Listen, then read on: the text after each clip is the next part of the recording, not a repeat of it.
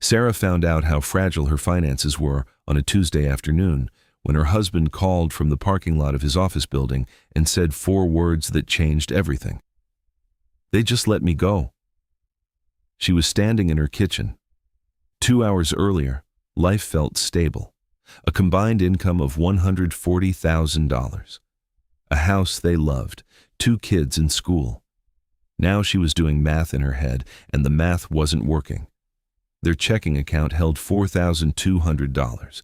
Their monthly expenses were $9,800. She didn't need a calculator to know how many months of runway that gave them. Less than 1. Here's the uncomfortable truth.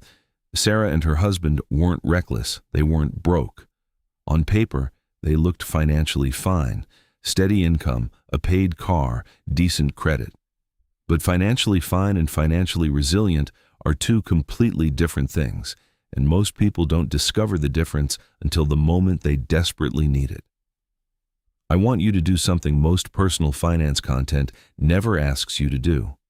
I don't want you to compare yourself to someone else today. I want you to test yourself, because the real danger isn't the stranger on the internet who's worse with money than you. The real danger is the version of you that assumes you're fine simply because nothing bad has happened yet. So here's the test. 1 income, cut in half, starting tomorrow. Could you survive it? Not thrive, not maintain your current lifestyle. Survive. Let's find out together, right now. Question 1. How many days could your current cash reserves cover your actual expenses? Not your income. Your expenses, rent or mortgage, groceries, insurance, minimum debt payments, utilities. Add it up. Now divide your liquid savings by that number. Most people have never done this calculation. They know their savings balance. They don't know what that balance actually means in terms of time. A $10,000 emergency fund sounds substantial until you realize your household burns through $6,500 a month, which means you're looking at 6 weeks, not 6 months. The number that matters isn't the dollar amount sitting in your account. It's the number of days that dollar amount buys you before you're forced into debt or desperation. Question 2. If your income dropped by half tomorrow, which expenses could you eliminate within 30 days, and which are locked in for months or years? This question exposes something most people avoid looking at directly. The gym membership, sure, you could cancel that this afternoon. But the car loan? The lease? The private school tuition you already signed the contract for? Many households discover that 70 to 80% of their monthly spending is functionally frozen, not because the expenses are essential, but because they're contractually or socially locked in. A family earning $150,000 might technically only need $90,000 to live comfortably. But if $130,000 of their spending is already committed through leases, subscriptions, tuition, and fixed obligations, a 50% income cut doesn't just hurt. It becomes mathematically impossible to absorb without breaking a contract or defaulting on something. Question 3. Do you have a second income stream, or does 100% of your household's financial survival depend on a small number of paychecks continuing to arrive on schedule? This is the one people resist thinking about the most because it requires admitting how exposed they actually are. If your household has 1 earner or 2 earners in the same industry, at the same company, or in a sector prone to layoffs together, you don't have 2 points of failure. You effectively have 1. Diversification isn't just an investing concept. It applies to income just as directly as it applies to a stock portfolio.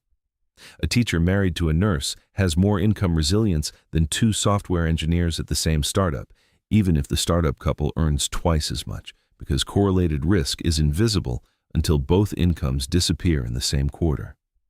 Question 4. If a job loss happened today, how long before you'd need to make an irreversible decision? Selling the car, pulling a child from a school, moving in with relatives, withdrawing from retirement accounts and paying the penalty. This is the real deadline that matters, and it's almost always shorter than people expect. Most families don't calculate this number until they're already living it. They discover, in real time, exactly how many weeks stand between financial normalcy and financial desperation, and that discovery process is far more painful than doing the math in advance, while there's still time to change the outcome. Now let's talk about why this test matters more than your salary ever will. Income tells you how much money flows toward you. It says nothing about how much of a shock you can absorb before that flow gets interrupted. A household earning $200,000 with no cash reserves, high fixed costs, and a single income source is, by any honest measure, more fragile than a household earning $70,000 with 6 months of expenses, saved, minimal debt, and 2 independent income streams. We've been trained to measure financial health by income and lifestyle. Bigger house, nicer car, better vacations, but none of those markers tell you what happens the moment the income stops. Resilience isn't visible from the outside. It's only visible in the math, and most people have never actually run the math. Let's talk about what actually builds resilience, because this test isn't meant to leave you anxious. It's meant to show you exactly where to focus. The first lever is your expense floor. Your expense floor is the absolute minimum you'd need to survive if you stripped away every non-essential cost. Most people have never calculated this number because they've never needed to, but knowing your floor changes how threatening an income disruption actually feels. A household that knows they could survive on $3,200 a month if they truly had to feels less anxious about instability than a household that has no idea what their floor even is, even if the second household earns more. Uncertainty is what creates panic. Clarity, even uncomfortable clarity, creates calm. The second lever is your buffer. This is the gap between what you actually spend and what you could survive on. The wider that gap, the more shock your household can absorb. This is why lifestyle creep is so dangerous. Every time your spending rises to match your income, your buffer shrinks, even if your income is going up. You can earn more every single year and simultaneously become less resilient every single year, because resilience isn't measured by income. It's measured by the space between income and obligation.